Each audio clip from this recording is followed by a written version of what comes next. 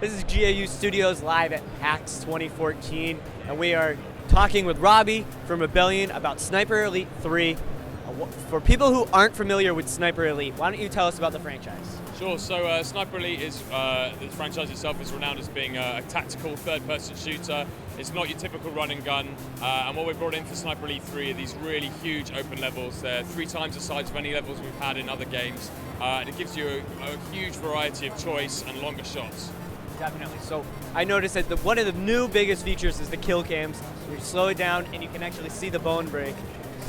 Now, how did you come up with this? Well, we've had the kill cam since the first game, but in V2 we've added in extra internal details into the body.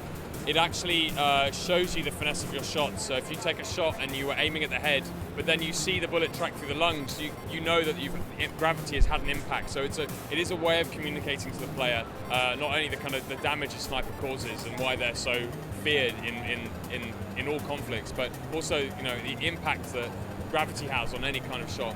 What we've added for the third game is a little bit more detail, but things like bones actually break dynamically now where you hit them. It used to be kind of a pre-canned place, so it's just basically a lot more detail. We've also included this now for vehicles, so you can see the inside of engines and things shredding once you take the shot. So that's probably the biggest new feature of the kill cam. So you also mentioned very big levels. When I was playing through that first one, I maybe played for 20 minutes and was only a third through the levels. Yeah. How big are these levels? How long will it take to play through one? So depending on your play style, it will vary. But if you're very careful, if you play it very much in a stealthy manner, which we kind of encourage, it can be upwards of 2 hours for each level. We're aiming hopefully for about 12 to 14 hours for single player overall, but we really want to build in replayability. So each level has multiple primary objectives, which you can tackle in any order you want to. It's not a linear cutscene followed by a corridor cutscene. It's completely open each level, and it's all loaded once you get in there. So there's no extra cutscenes, that kind of thing. But there's also secondary objectives as well, which you can just come across if you explore the level. So those are completely optional. But if you want to take out all the secondary objectives, all the primary objectives, and be really careful about it, and if you want to take out everyone, it will take you some time. But if you want to avoid combat and just be a stealthy predator who takes out people just when you have to, then you can do that too. So what is the benefit of being on a next-gen console? Well, for us, it's a huge leap up having 1080p native.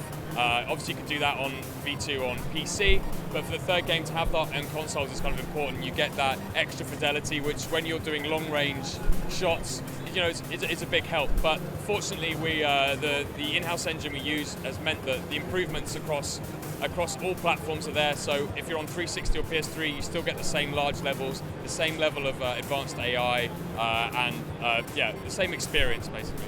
Now you talk about the advanced AI. They can either see you and turn yellow, turn red. Yeah. How do they determine the sound of where your shot is coming? Okay, so AI, like in most games, they're very smart in that they will pick up sound. They'll pick up on vision, so if they see you or if they see a dead body, and touch as well. So if they bump into you or they bump into a dead body, they'll notice what happens. But what we've done with the AI is make it fun to toy with them. So if you take a couple of shots from one location, they'll hit cover, but they won't know where you are, because naturally you wouldn't quite know where the shot came from. They'll have a rough idea, but they won't chase you out. You start taking more shots, they'll start triangulating your position, flushing you out with grenades and flanking you. And it's at that time that you relocate and you come around from another side of the map, and they'll be the other end. You've drawn them into the position you want them to. You can set up traps for them that they can walk into, like trip mines, and then you can approach them from a totally different angle, and you'll have the upper hand. Awesome. Well, this game is out soon.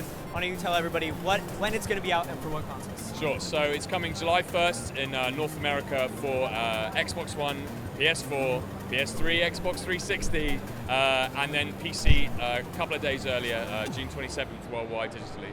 All right, so you have a lot of ways you can pick up Sniper Elite 3.